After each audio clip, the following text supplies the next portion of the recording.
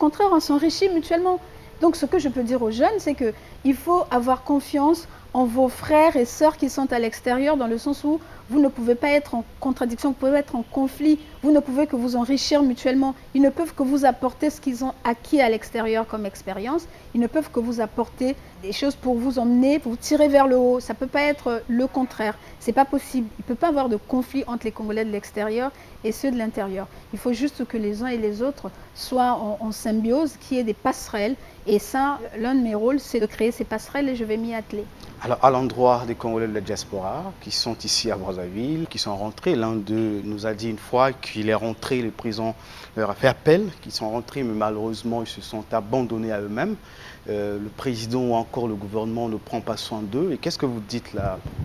Ce que je dis, c'est que pour avoir vécu longtemps en France, je peux témoigner que c'est pas toujours facile pour tout le monde là-bas. Donc, les difficultés qu'on peut avoir en France pour s'installer, pour s'intégrer, pour avoir du boulot, on va travailler sous la neige, on va travailler dans des conditions difficiles, mais on travaille quand même, on ne se plaint pas. Ici aussi, on peut avoir des moments, au début, un moment de flottement, et puis après, on s'installe.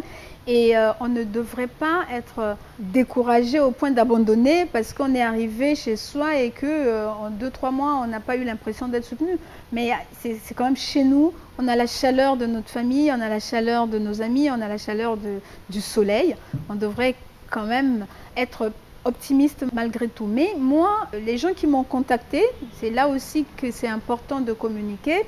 Il y a le département des Congolais de l'étranger, je les reçois, je les écoute. Et j'oriente aussi, j'aide, je joue un rôle de facilitateur pour ceux que je peux aider. Je fais ce travail-là aussi, donc pour ceux qui vous disent ça, dites-leur de venir me voir et qu'on en parle, on parle de leurs difficultés. Pendant que le chef de l'État demande aux Congolais de la diaspora de rentrer, et ceux qui sont à l'intérieur rêvent d'aller en Europe, un paradis pour eux, que dites-vous à ces Congolais? Il n'y a pas de paradis en fait.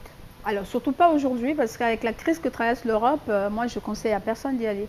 C'est vraiment pas un paradis. Hein. En ce moment, pour parler terre à terre, c'est une vraie galère. C'est vraiment une vraie galère. Mais bon, vous savez, les rêves sont faits pour être réalisés. Les gens peuvent y aller et puis au bout d'un certain temps, ils se rendent compte qu'ils ont fait une erreur. C'est pas toujours évident de dire à quelqu'un n'y va pas parce que c'est pas bon là-bas. On va toujours vous prendre comme si c'était de la démagogie, mais en réalité, c'est la vérité. En ce moment, l'Europe, c'est difficile. Et d'ailleurs, il y a plus d'opportunités chez nous que là-bas. Et ça, c'est pas vraiment pas de la démagogie. Alors, vous avez suivi. Merci pour votre fidélité. On se retrouve la semaine prochaine.